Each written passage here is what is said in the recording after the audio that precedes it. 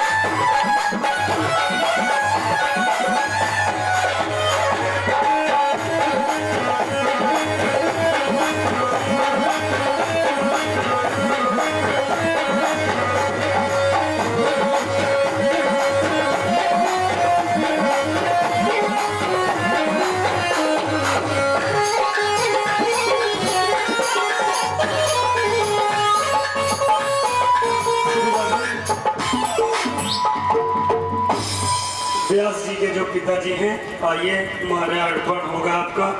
श्री राधे व्यास जी के पिताजी।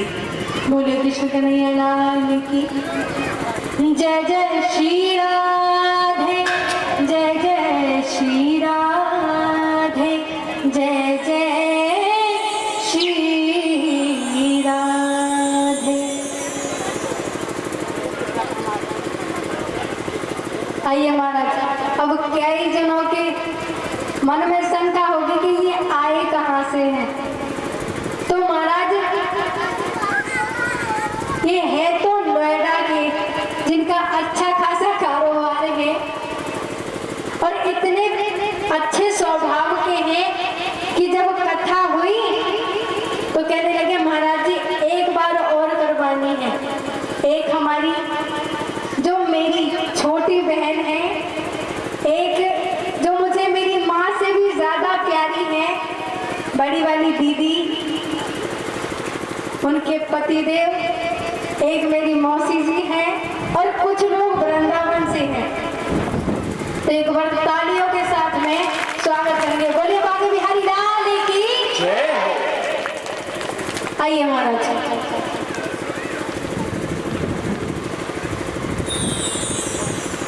श्री राधे कुछ दानदाताओं के नाम आए हैं। एक बार जोरदार ताली बजाएंगे सभी लोग प्रेम से। बोले वृंदावन बिहारी लाल की।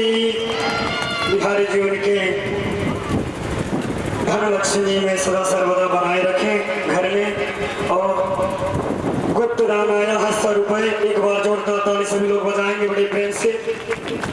दक्ष उपाध्याय संजीव मेडिकल 101 रुपए दान देते हैं, इनके लिए जोरदार ताली। 101 रुपए मोदी जी नगरिया वाले, इनके लिए जोरदार ताली बजाएंगे सभी लोग। 251 रुपए भगवान स्वरूप शर्मा प्रधानाचार्य मदन मोहन मालवीर इंटर कॉलेज। एक बार जोरदार ताली इनके परिवार के लिए सभी लोग बजाएंगे। और 51 रुपए राघव माधव देवते जी, इनके परिवार के द्वारा 51 रुपए आया। एक बार जोरदार ताली सभी लोग स्वागत करेंगे। और 101 रुपए श्री हरिचरण जी 101 रुपए दान देते हैं भागवत जी के श्री कृष्ण भगवान के जन्म उपलक्ष्य के दिन। ये जो भी दानदाताओं के नाम आए हैं, आज भगवान के जन्मदिन के दिन आए हैं, इनके भगवान सदा सर्वदा के लिए धन वर्षा करते रहे इसे ही, और सदा सर्वदा के लिए श्री राधे। बोले वृंदावन बिहारी लाल की जय हो। जय जय श्री राधे। बोले दानदाताओं की जय हो। आज हमारे पंडित जी का थोड़ा स्वास्थ्य ठीक नहीं है, नहीं बड़े मन से मंत्र पढ़ते हैं महाराज।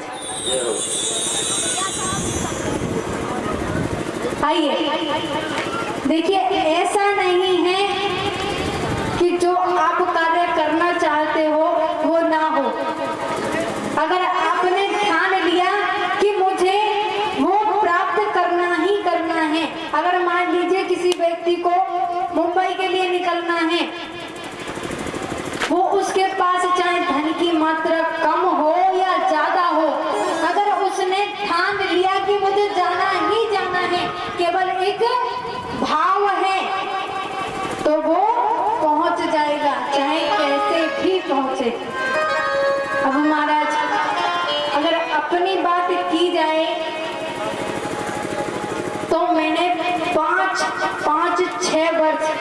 तक कठिन मेहनत की है इस कथा के लिए।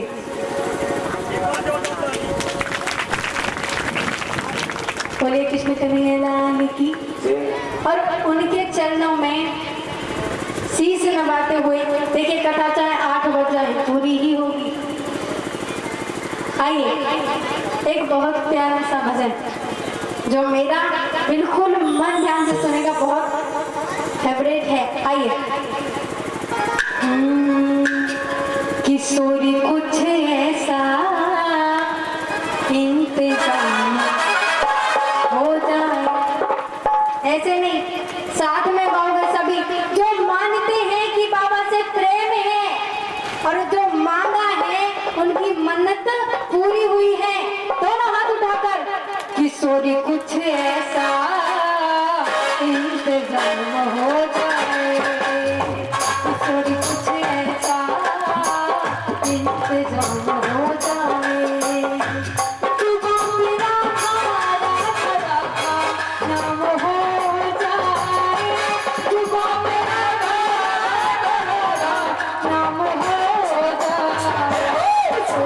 ऐसा हो जाए। किशोरी कुछ ऐसा इंतजाम हो जाए।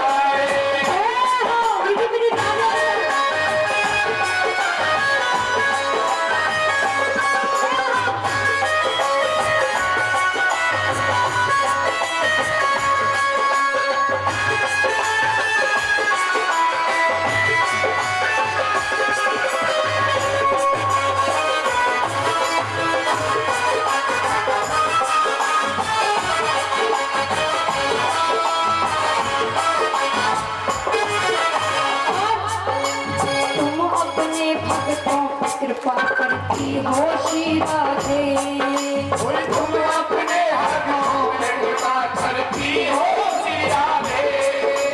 उनको अपने चरणों में जगह देती हो श्री राधे, तुमको अपने चरणों में जगह देती हो राधे। तुम अपने भक्तों पर कृपा करती हो श्री राधे, तुम अपने हाथों में कृपा करती हो श्री राधे। उनको अपने चरणों में जगह देती हो श्री राधे, उनको अपने चरणों में जगह देती हो श्री राधे। उनको अपने चरणों में जगह देती हो श्री राधे। उनको अपने चरणों में जगह देती हो श्री राधे। जुबा मेरा भारा सदा था नाम हो जाए, जुबा मेरा भारा नाम हो जाए। किशोरी कुछ ऐसा इंतजाम हो जाए। किशोरी कुछ ऐसा इंतजाम हो जाए। जय राधे जय राधे राधे श्री राधे, जय राधे राधे श्री राधे। जय राधे जय राधे, जय राधे राधे। जय राधे जय राधे, जय राधे राधे।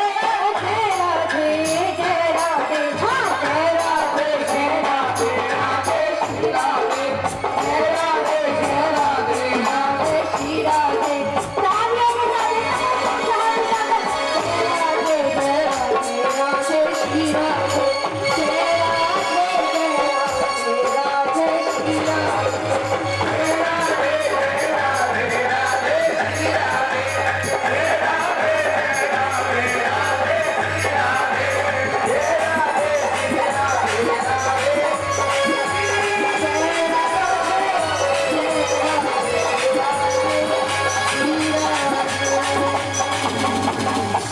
बोलिए कृष्ण कन्हैया लाल की जय। जय जय श्री राधे, जय जय श्री राधे, जय जय श्री राधे। आइए घूम फिरकर कथा पर आते हैं। तो परीक्षित जी महाराज, कथा कहाँ थी?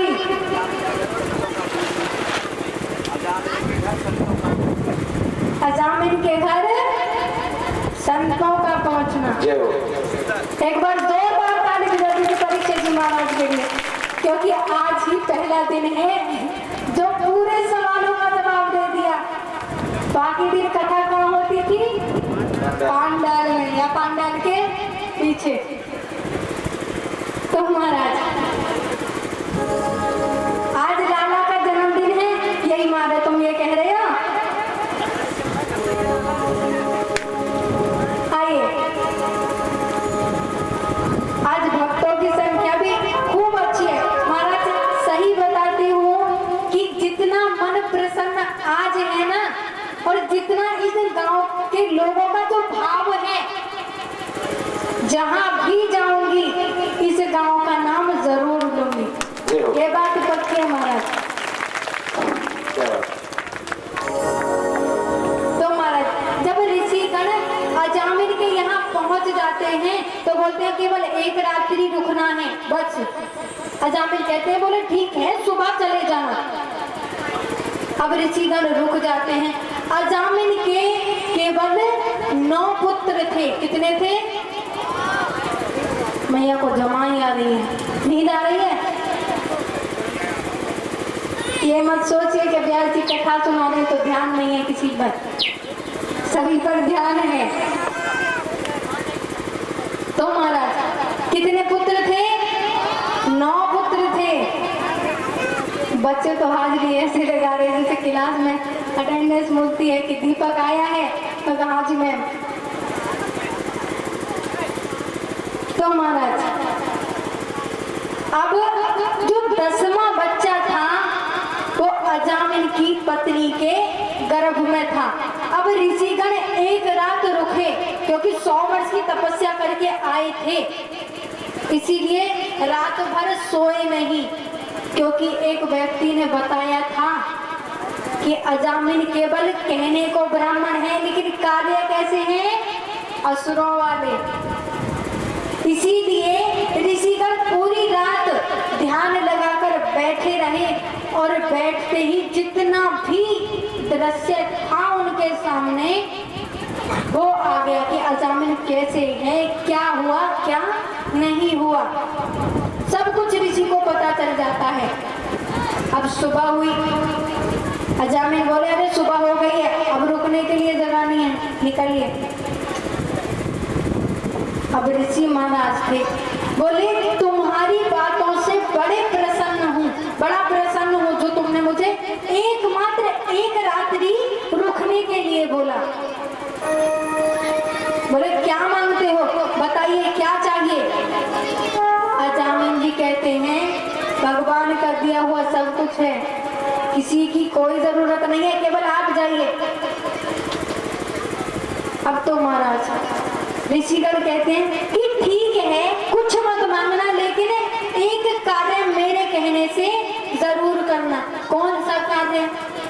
कि जो तुम्हारी पत्नी के गर्भ में 10वां बच्चा है उसका नाम नारायण रखना। अब परीक्षक जी को याद होगा कि कलयुग में कौन सा गुण था?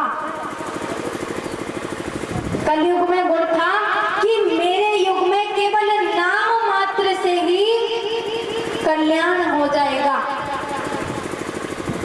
और अंत समय जिसका नाम लो, बोलते हैं बताते हैं कि अंत समय में अगर भगवान का नाम आपके मुख पर है तो महाराज नरक तो नहीं जाओगे, ये पक्का वादा है।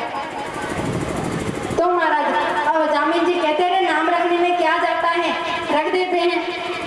अब 10वां पुत्र होता है, अब नाम रख दिया उसका नारायण। पर आजकल के बच्चों के नाम महाराज अमरलाल, और उम्र कितनी, कुछ ही सालों बाद खत्म। नाम था अमरलाल, और किसी किसी का नाम तो नैन सुख, और नैनों से है अंधे। तो महाराज पहले के जो व्यक्ति थे नाम भी बड़ा सोच समझ कर रखते थे, क्योंकि नाम के पहले अक्षर से जो स्वभाव बनता है, जैसा नाम होगा वैसा स्वभाव बनता है महाराज। अब नारायण नाम रख दिया। अब वो जो बालक था बड़ा प्रिय था महाराज, जो अजामिल का सबसे छोटा बालक था नारायण, बड़ा प्रिय था। अब कुछ भी कार्य होता, अरे नारायण ये कार्य कर दो, अरे नारायण वो कार्य कर दो, कुछ ना कुछ ये नारायण वो नारायण दिन में दिन कितनी बार उस परम पिता परमेश्वर का नाम ले लेते थे। अब अंत समय आया, अब जब अंत समय आ गया तो मुख पर केवल एक शब्द था। बताते हैं कि अंत समय में महाराज पीड़ा बहुत होती है, और जब पीड़ा होती है तो केवल एक ही चीज याद रहती है। कहते हैं कि जन्म जन्म मुनि जतन कराही, अंत नाम राम आवत नहीं। क्योंकि अंत समय में राम का नाम याद नहीं आता महाराज। क्या आता है याद? अरे मेरे परिवार वाले कहाँ हैं, अरे मेरी पत्नी को बुला दो, अरे मेरे बच्चे को बुला दो। तो अजामिल को कौन सी चीज याद आ रही थी? नारायण की। अरे मेरा नारायण कहाँ है, बालक कहाँ है? अब अंत समय में जैसे ही नारायण का नाम लिया कि दूध लेने के लिए आए, और वहां पर तुरंत परम पिता परमेश्वर श्री विष्णु जी का आगमन हुआ। बोले विष्णु भगवान की। और स्वयं विष्णु भगवान उन्हें लेकर के गए, क्योंकि अंत समय में भगवान का नाम था। तो महाराज अब कथा आती है श्री राम जी की। अब इस वंश में सबसे पहले राजा रघु हुए, फिर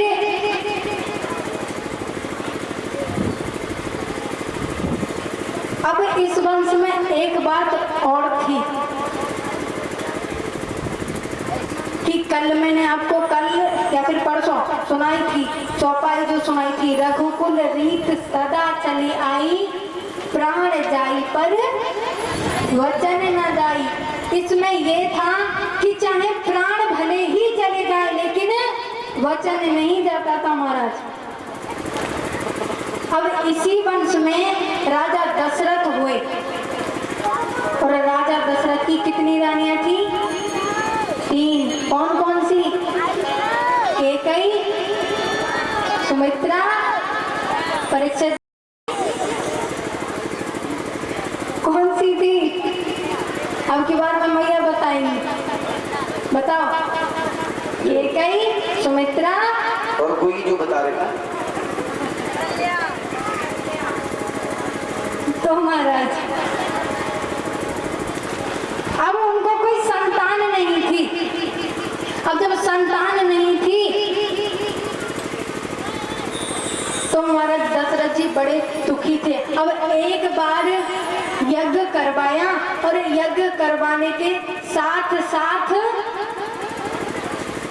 उस यज्ञ से एक खीर उत्पन्न हुई, एक खीर उत्पन्न हुई, और वो खीर उन तीनों रानियों को खिलाई गई। अब जो कैकेयी रानी थी उसने जो अपनी खीर थी वो महाराज एक खिड़की पर रख दी, और उस खीर को कौन ले गया? पक्षी ले गए। और जो 2 रानियों की खीर थी उसमें से थोड़ा थोड़ा निकालकर वो कैकेयी रानी को खिला दी। तो 4 पुत्र तीनों रानियों को है। कौन कौन से पुत्र थे? राम, लक्ष्मण, भरत, और पीछे के जो भक्त बैठे हैं। आवाज आ रही है? आवाज आ रही है मेरी? तो कम से कम बोलो तो सही महाराज। चौथा पुत्र कौन सा था? भरत और शत्रुघ्न। अब किसी का नाम हो तो कह रहे होंगे अरे मेरा नाम पुकार लिया। आइए अब देखिए राम कथा है। अब महाराज बताते हैं कि राम कथा 1 महीने भी चलती है। अब करने को तो 1 महीने है, 9 दिन है, लेकिन यहाँ पर तो कुछ घंटे हैं। अब इतने से घंटों में और ये छोटा सा मुख और उस परम पिता परमेश्वर का वर्णन करना महाराज असंभव है। तो इसीलिए भागवत कथा में जब राम जी की कथा आती है तो जो मेन मेन पॉइंट बताए गए हैं केवल उन्हीं पर प्रकाश डाला जाता है। अब जब चारों का जन्म हुआ, अब बधाइयाँ तो तुम गोपाल जी के ही सुनोगे, अगर यहाँ सुना दी तो रात के 9 बज जाएंगे महाराज। बधाई गा दें।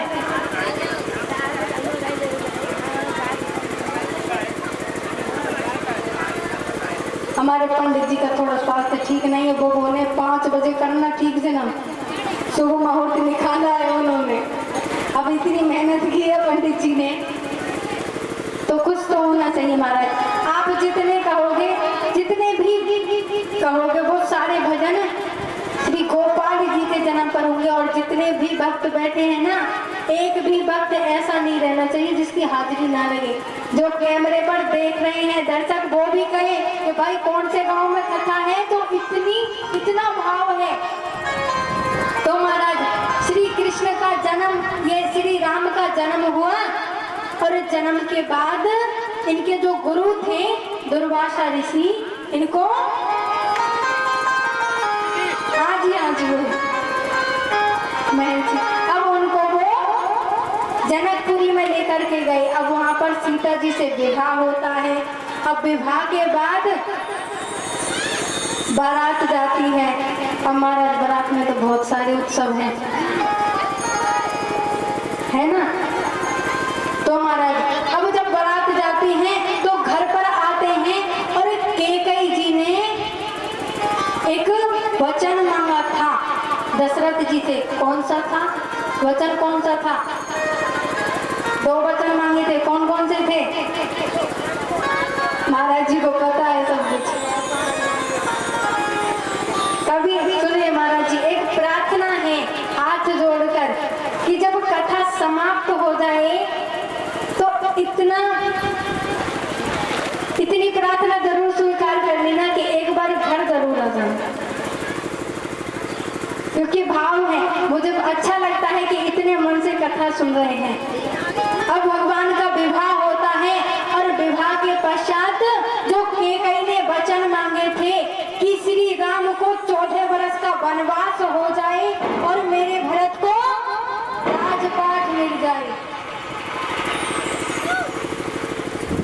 अब दशरथ जी थे महाराज, वचनों की पूर्ति होती है। भगवान श्री राम का वनवास होता है और वनवास में रावण का वध होता है और वध होने के बाद वो अपने अयोध्या में आते हैं और उनका राज तिलक होता है।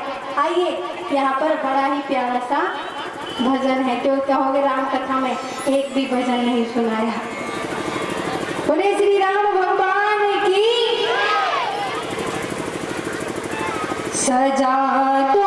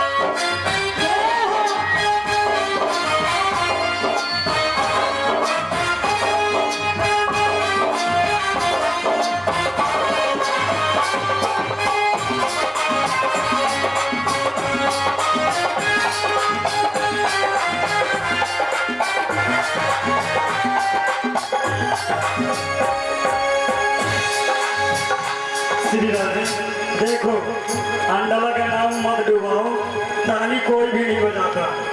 ताली परिचय जी कोई देख लो, ऐसे पैर करके बैठे जैसे भजन हो रहा है। ये भजन हो रहा है क्या? सभी लोग हाथ उठाओ। श्री राधे 1 2 3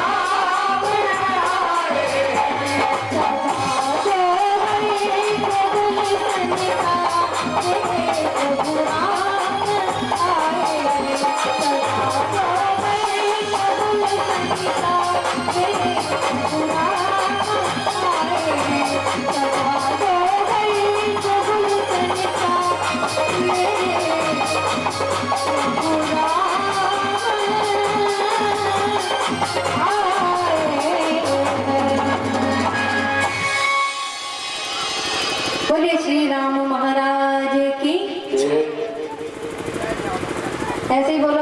अब उनका अभिषेक हो गया। बोले श्री राम भगवान की। आइए अब के बाद में तो लगा कि हाँ कथा पांडाल में नहीं अंडला गांव में हो रही है। तो महाराज अब आज का जो मेन पॉइंट है क्या है? Crime alert. जो आज की मुख्य कथा है वो क्या है? अरे मैं तो अकेली हूँ, इतने सारे भक्त हो, अगर किसी की कुटाई करनी हो तो महाराज चूरन बना दोगे आप। अरे शब्द बोलने में इतनी कंजूसी क्यों? बताइए क्या है? आपको तो पता ही है महाराज। प्रसाद ले लो। अरे जल्दी बताइए, समय निकल रहा है। पंडित जी भी इंतजार में बैठे हैं। एक बात बताएं, जितना पंडित जी आशीर्वाद देते हैं ना, तुम उन्हें बदुआ दी करके देखोगे, क्योंकि आते बेचारे बीमार पड़ गए। सुबह कह रहे थे महाराज जी जब आपके भाई आए तो गोली की जरूर कह देना, हमसे बोला नहीं जा रहा। सबसे ज्यादा कृपा हुई है इन पर। तो महाराज अब कथा आती है चंद्रवंश की।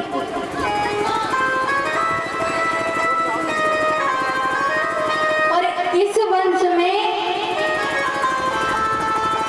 परशुराम जी हुए, राजा उग्रसेन हुए, जिनके 9 पुत्र थे। और सबसे बड़े पुत्र का नाम था, क्या नाम था?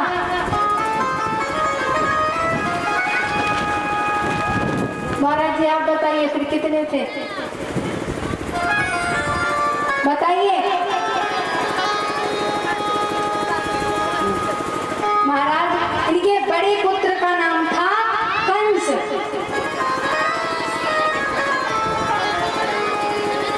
तो महाराज अब कंस की एक बहन थी, क्या नाम था उसका? चचेरी बहन थी, क्या नाम था?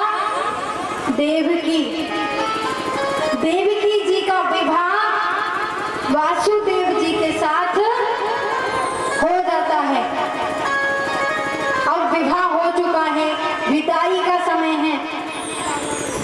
और जब विदाई हो रही है,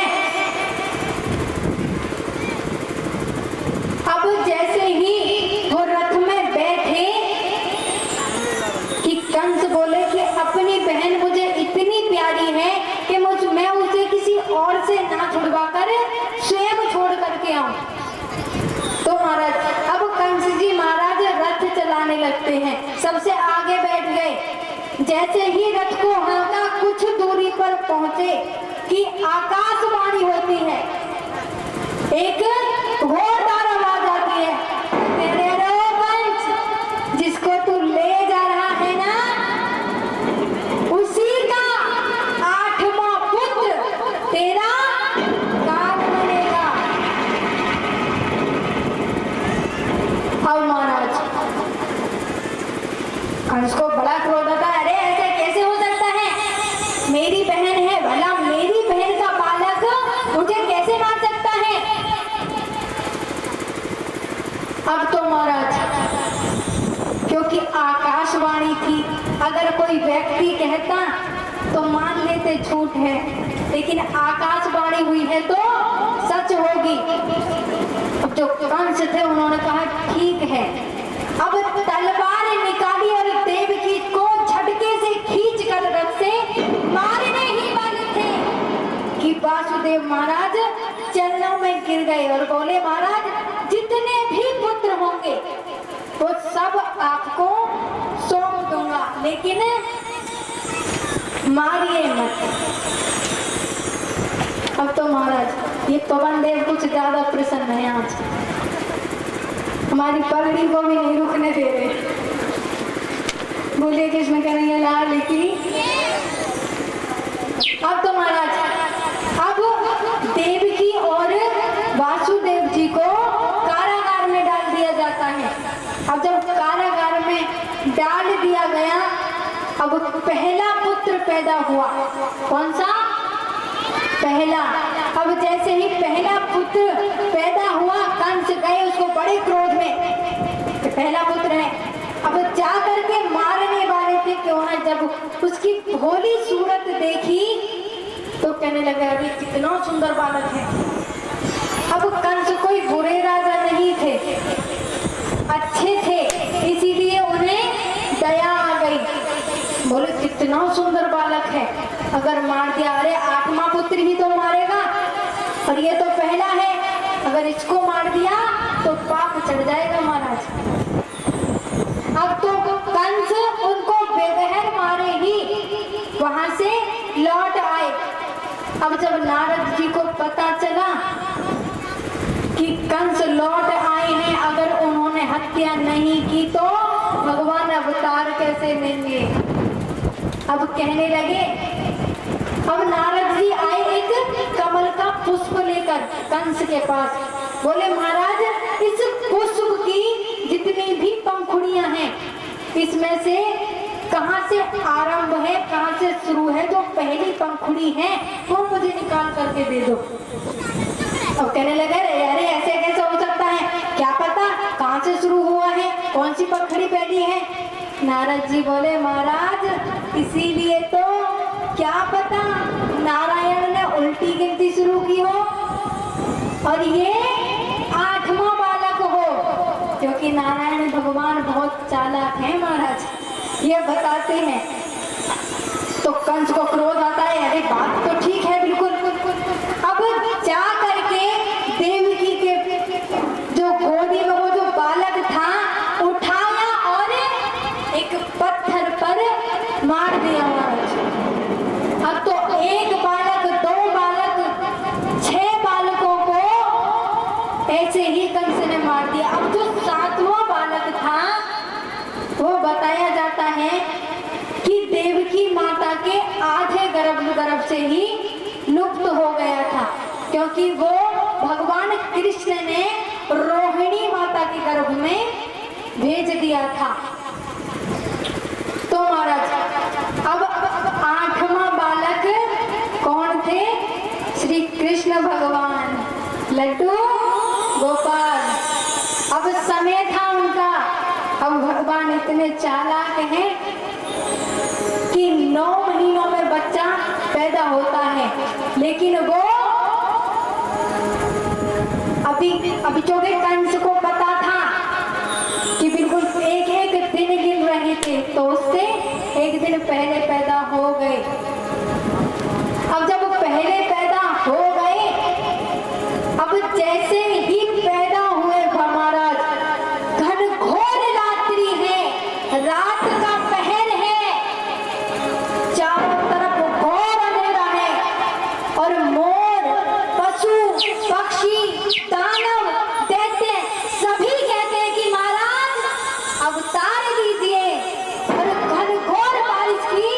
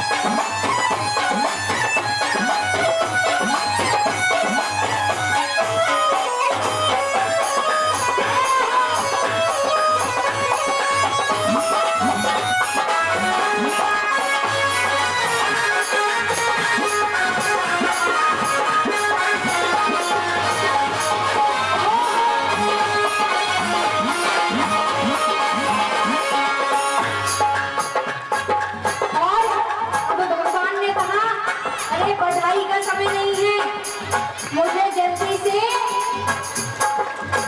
एक नगरी है, कौन सी नगरी थी जहाँ पर भगवान को भेजा था? गोकुल। किसके घर पर? नंद बाबा के घर पर। वहाँ पर एक बालक हुआ है, वहाँ छोड़ करके आओ। ऐसा जोरदार ताली महाराज की शादी के लिए। जय हो।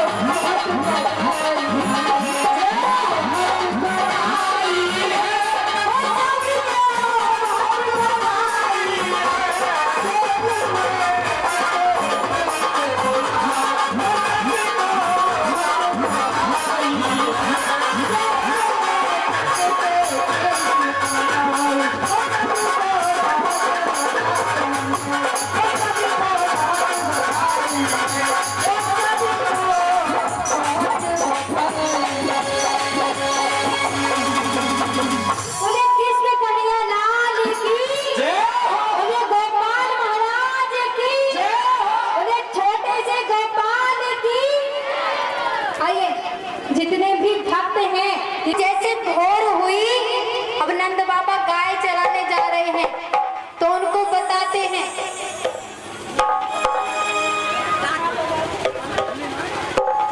ज्यादा हो गया। आइए महाराज। अब यशोदा मैया को बधाई गानी है क्या? अरे लल्ला की सुन के मैं आई, यशोदा मैया दे दो बधाई। अब जितने भी भक्त हैं जिनको बधाई देनी है वो यहाँ छपरा रखा है, इसमें दे दीजिए। सब बारी बारी से बधाई देते हैं और अपने अपने स्थान पर झूमते रहें। आइए।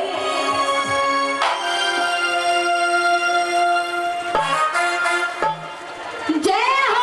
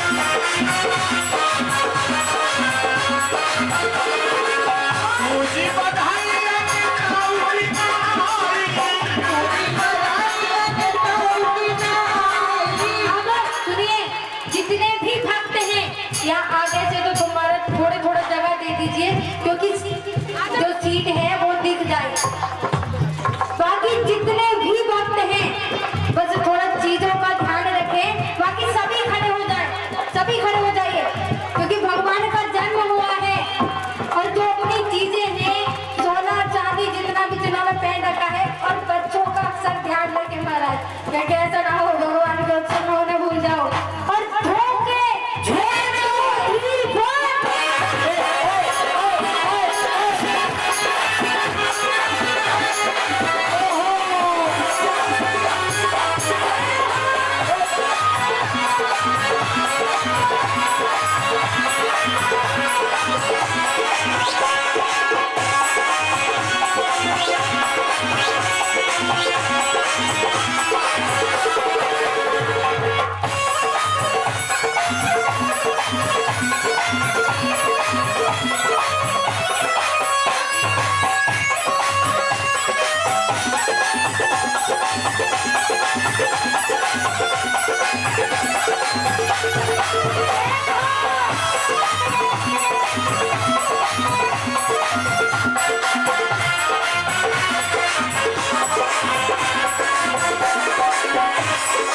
कान्हा के काऊ काऊ ना यहाँ गाजी अम्मा देखिए बधाई तो सब दीजिए, लेकिन अगर दीवाना होना है तो किसके बनेंगे?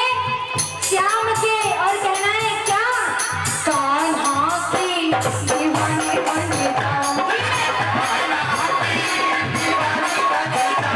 दीवानी बन जाऊंगी, मस्तानी बन जाऊंगी, दीवानी बन जाऊंगी, मस्तानी बन जाऊंगी, दीवानी बन जाऊंगी, मस्तानी बन जाऊंगी।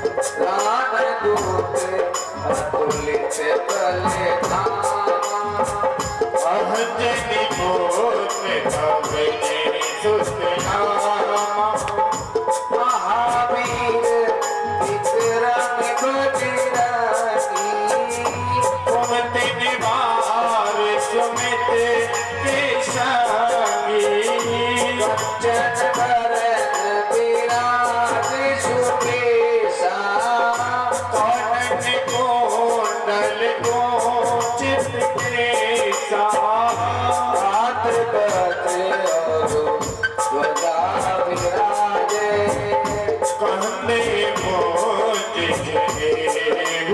साजे शंकर सुवन केसरी नंदन तेज प्रताप महाजगवंदन विद्यावान गुणी अति रमिकाजी करवे गुहातुर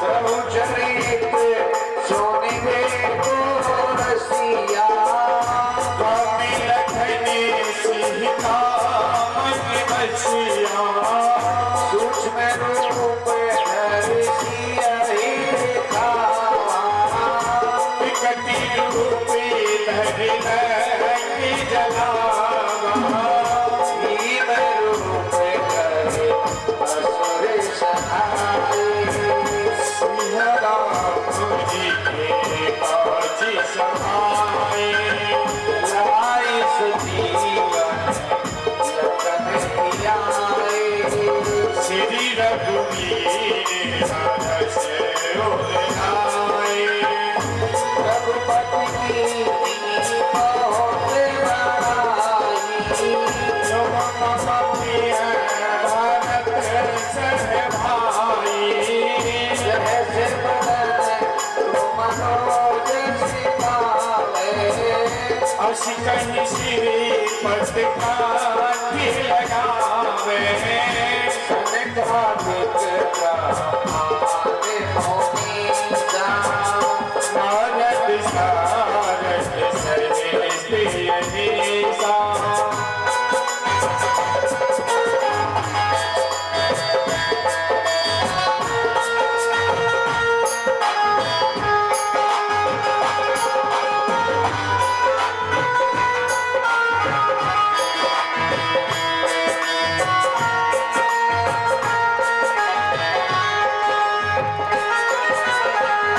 जन कुबेर दिगपाल जहाते कब को बिन कह सके कहाते तुम्हें उपकार सुखी वही कीना राम मिलाए राजी पत दीना तुम्हें रोमात में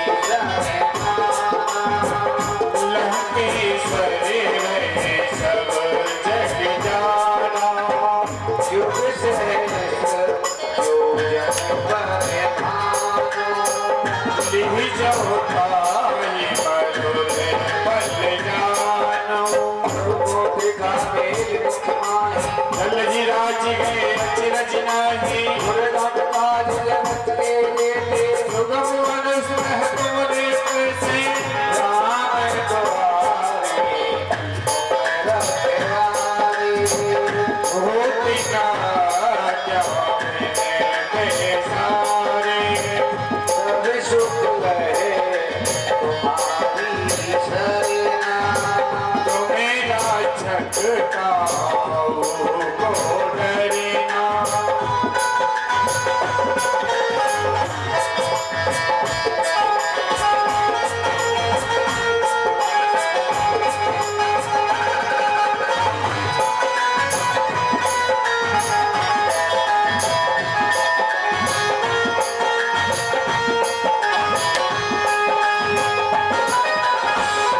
आपन के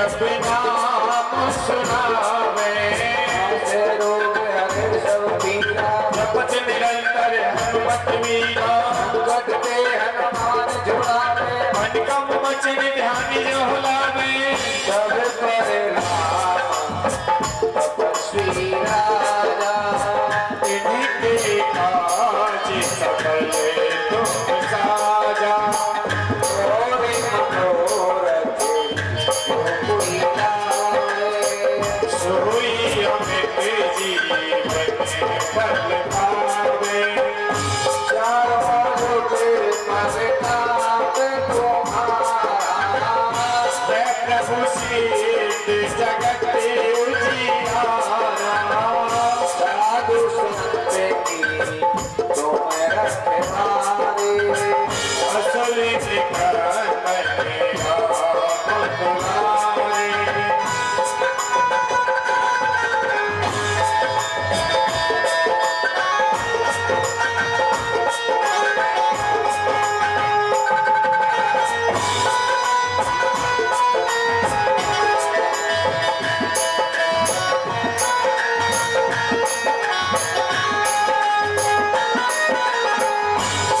सीधे नौने देंगे दाता अशिवनी जाने की माता राम रसायन तुम्हारे दाता सदा रहो रघुपति की आशा तुम्हारे भजन राम की तुम पावे जन्म जन्म के दुख बिसरावे काल रघुवर पुर जाई कहो जन्म हरि भक्ति कहाई और देवता कीर्तन करई हनुमत से सर्व सुख करही शरण करके ये सब पीरा जो